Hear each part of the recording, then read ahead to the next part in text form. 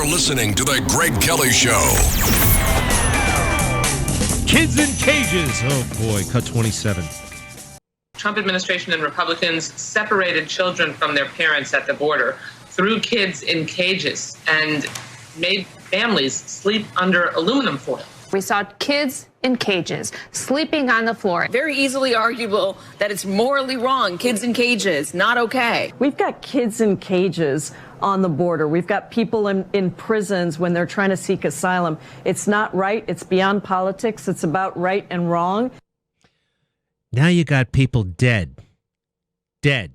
First of all, those cages were built by Obama, all right? The kids, on all the pictures, the good ones, were all from Obama. Kids in cages. Kids in cages. And they all ran to the border for those silly photo ops. Remember AOC bent over in her white pants and looking at the camera, being all sad because of the kids in cages that weren't there and the space blankets and all that stuff. But now people are dead. Real people are dead. Thanks to Joe Biden, Alejandro Mayorkas, Kamala Harris, and the rest, the whole damn woke administration, and now we've got real death on our hands. Cut 23. Tragedy unfolding in San Antonio after dozens of migrants found dead in an 18-wheeler in a suspected case of human smuggling. The migrants were found in a rural road on the southwest side of San Antonio. They were packed in the big rig in the summer heat, some of them children. Wow. Where's AOC now? Why isn't she crying about this? Why isn't she upset? Where the hell's Joe Biden? Wait, did he say anything about this? Let me see here. Wait a second. He did say something. Cut 26, Joe Biden. It's outrageous. There will be an investigation underway now, and there will be consequences. Wow, he really wants results. Gosh, got to hand it to him. Whoa, wait a second. That's not about the 50 dead migrants. That's about the Border Patrol agents who were observed on horseback handling their horses. Remember that? The phony whip story? Whipping the Haitians. It was evocative of the of our slavery and the history of all that nonsense. Yeah, that's what got his Irish up. The propaganda that was a racist image. The Border Patrol agents doing their job. Let's see. It's Hillary Clinton talking about the dead people. Well, she's talking about dying, but let's see, what context is this? Hillary Clinton, cut 22, yesterday. The thing that there's so many things about it that are deeply distressing, but women are going to die. Women are going to die. Wait a second. Oh, shoot. Yeah, no, she's not talking about the 50 men and women who died this week at the border of heat exhaustion and suffocation in the back of that truck. Hell on earth. No, she's talking about Roe v. Wade. Roe v. Wade. She's not talking about how people can be healthy and pregnant, how they can possibly avoid pregnancy. No, she's just going with the full-blown alarmist scare tactics, right? That's what she does. That's what everybody in the left does. Oh, but she also got, you tell me, I think this is kind of borderline, racist, quite frankly, what she said about Clarence Thomas, who's done so much for this country. And by the way, now it's signed, sealed, delivered. Far more significant impact and contribution by Clarence Thomas than Hillary Clinton. Oh, boy. Hillary, for all the big jobs she's had, it's been on the periphery. Just shooting her mouth off all the time. What did she say about Clarence Thomas? Cut 21. He's signaling, as he often did. I went to law school with him. Mm-hmm. He's been a person of grievance for as long as I've known him. Resentment, grievance, anger. Wow. Resentment, grievance, anger. Anger. An angry black man. Now, if I were on the left, I could say that that's a racist trope. Maybe. Because I looked it up, actually, and it doesn't seem as though she knew Clarence Thomas at law school. No photographs of them together. They were there at the same time. Clarence Thomas graduated from Yale Law School in 1974. She graduated in 1973. It's a 3-year program, so yes, they did overlap. Bill Clinton mentioned Clarence Thomas in his memoir. What's his memoir called again? I think it's called Me. Me by Bill Clinton, something like that.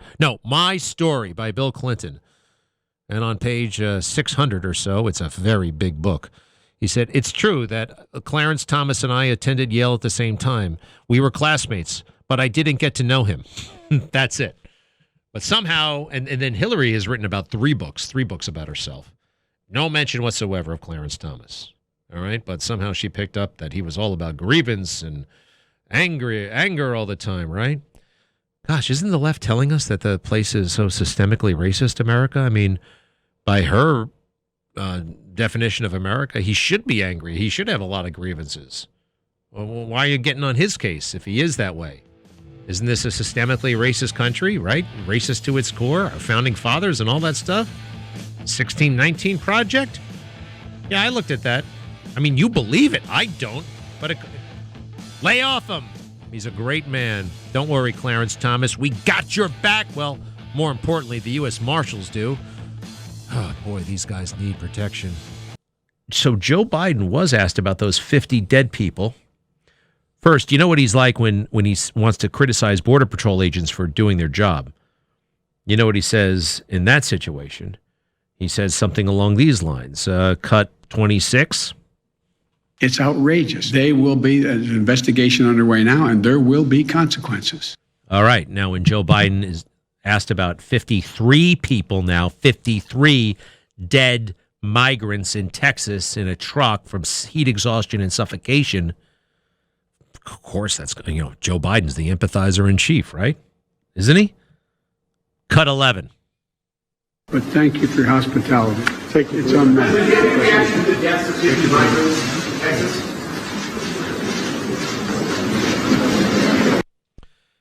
No comment. Just get the hell out of the room, eh, Joe? What are you in a rush for? Where are you going now? Why wouldn't you speak about that? Especially given the criminally insane advice you gave everybody, especially those migrants. Who remembers this? I do. 2019, Joe Biden sucking up to the left, running like a liberal lunatic instead of the centrist. He had to get the nomination, right? He'd do anything, say anything, be anything to get power, to keep Hunter and maybe even himself out of jail. Remember what you told all these poor people south of the border? Run to the border. Surge the border. Cut 27. Trump administration and Republicans separated children from their parents. Stop. 25. What did you say? Surge the border. Cut 25. What I would do as president is several more things, because things have changed. I would, in fact, make sure that we immediately surge to the border. All those people are seeking asylum. They deserve to be heard. That's who we are. We're a nation that says if you want to flee and you're fleeing oppression, you should come. Thanks, Joe. Wow. That really did set policy. And you think Joe Biden shooting his mouth off on TV, on cable TV, is just that? No, it's not. People listen, then they tell each other, and then things get written on the internet, and then people start chatting, and there's this real sense that things are going to be different, and they're going to welcome us, and we're going to be able to get into America, and partially that's true, and then all of a sudden they decide it's not true, and then they decide it's true again. They really do want it, and then what do people do? They put themselves in horribly dangerous situations, like those poor people on that truck. And it's amazing that nobody gives a damn. Nobody gives a damn. It's already old news. Isn't that wrong? Isn't there something fundamentally wrong with that? Hey, President Biden doesn't give a damn when 53 migrants, many of whom are undoubtedly from Mexico, die in the back of a truck in Texas. President Biden blows it off, lets Karine Jean-Pierre, the press secretary, who basically has a really hard time with English, it would seem. He totally blows it off. But the Mexican president, who's I'm going to go on Trump's word. This is a good guy, actually. His interests are Mexico's interests, not ours. Okay, it's supposed to be that way.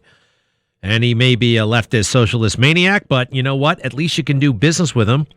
And he's representing his interests well, and we used to represent our interests well when we had Trump. Here is the Mexican president, Andrés Manuel López Obrador. Hey, how'd you like that, huh? It just kind of came out naturally.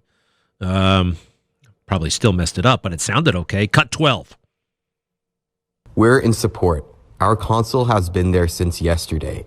There are also immigration officials from Mexico, and we will be attentive to support the families of the victims, the transfer of the bodies, and of course carry out the investigation in what corresponds to us, because these unfortunate events that of course have to do with the situation of poverty, of despair, of Central American brothers, of Mexicans, happen because there is also human trafficking and lack of controls.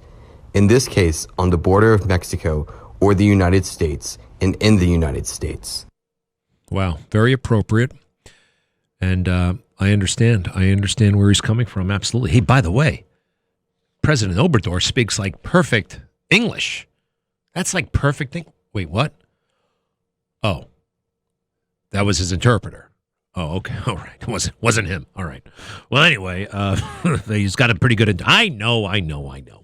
All right. What do we say again? What's this gibberish from Karine Jean-Pierre? Again, 53 people dead in our country coming here after President Biden urged the surge. Remember? Urged the surge. He did. Cut 10. We're focused on them, on the facts, and holding the human strugglers who endangered vulnerable individuals for profits accountable. And we're focused on continuing our historic actions to disrupt dangerous smuggling networks, including through new anti-smuggling campaign that just in the first 2 months resulted in over 1,800 arrests. But the fact of the matter is the border is closed. The fact of the matter is, stop saying that. Remove that from your repertoire of phrases. The fact of the matter is. What does that even mean?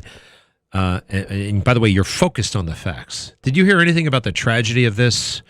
About, even our thoughts and prayers, something or other, right? No compassion whatsoever. From the empathizer in chief. Guy was probably doesn't even know about it. I mean, remember, this is the guy who does not care. He's got a cold heart. Remember when those coffins were coming off the plane? What did he do? He looked at his watch, and then he just met with the families and talked about himself and talked about Bo. No, he's a bad guy. I'm sorry.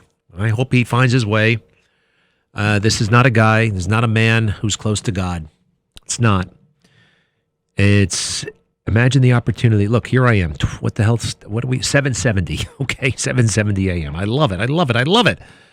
I also, when I get the chance and when it comes to me, I urge you all right, if you want to take the most remarkable journey imaginable, wow, the only journey to be on, it'll keep you out of a lot of trouble. A lot of trouble. It's June 29th. June 29th. I always take a moment on this day. Because 23 years ago today, June 29th, 1999, I was in a plane crash. I was the pilot. It was an AV-8B Harrier jet. I was flying. Horrible mishap. I had to eject.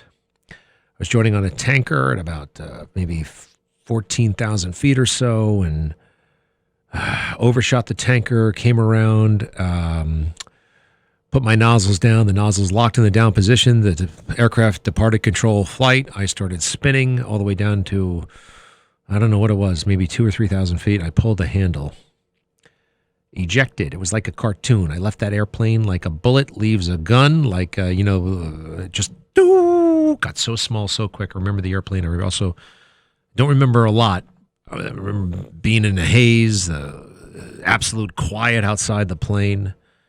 Waking up on the desert floor, I don't know, half hour later or so, and half hour, 40 minutes after that, a helicopter coming to get me and bring me to the hospital. And I'm just very glad that I survived. Not everybody survives those kinds of situations. And I think God was trying to get my attention. And he did for a little while. And then, whatever. No, it couldn't be. It doesn't work that way, right? No. Anyway, I can do this. Sure. I like doing this. I'm good at this. Yeah, right. Then something else happens, and something else happens, trying to get my attention.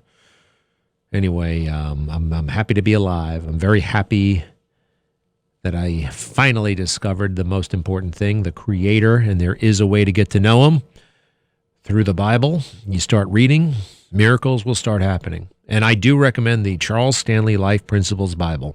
By the way, I'm no better than Joe Biden or anything like that. I'm not, he is as loved as I am, but he wants, God, a relationship with Joe that he does not have right now. I can tell. Joe brags about the world. Gosh, if he only would talk about. Well, anyway, back to what I was saying. The Charles Stanley Life Principles Bible, I needed that. Somebody gave it to me in 2012, very special person. And I thought, I didn't need this. Are you kidding me? What? What made you such a church lady? I know all this stuff. I went to Catholic school. I know all this stuff. Anyway, I didn't know a damn thing. And I started reading, and thanks. Because the Charles Stanley thing, I was able to, like, the little footnotes and essays that helped me explain, and just, it was like having a coach, a coach of the world, but again, always pushing me in the right direction. And again, miracles started happening. And then you start realizing, oh my gosh, this is real. God is as real and more real than you and I. He created everything. He wants a relationship with us. He knows everything you've done, everything good, everything bad, and he still loves you and he wants the best for you. It's like, imagine if I told you the boss of the company knew exactly who you were and was dying to meet you and dying to have lunch with you. Really? Yep, they do, and they want to promote you. Really? Yep. Oh, one thing, it's not the boss of the company, it's God. Most people are like, oh, yeah, right. Okay, I knew there was a catch. There is no catch. There is absolutely no catch in that scenario. It's a trillion billion light years better than meeting with the boss, even though your boss might be great. I've got a couple of good bosses. All right. Makes sense? I hope it does. You're listening to The Greg Kelly Show.